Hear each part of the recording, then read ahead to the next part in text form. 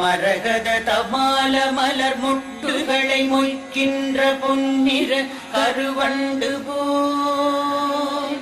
மாதவன் மார்பினில் வாசம் புரிந்தங்கு மெய்சிலிர் பேற்றும் விழிகள் பரவும் பல்வடிவத்தின் செல்வ வளமாகிடும் திருமகளின் அழகு விழிகள் பறிவோடு அந்த இரு விழிகளின் கடை நோக்கு மங்களம் என கருள்கவே.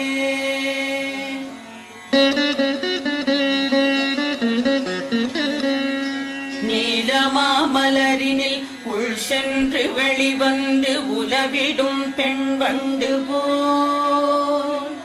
நீலமாமுகில் வண்ணன் திருமுகம் காண்கின்ற ஆசையாய் மேல் சுழன்று கோலம் கண்டு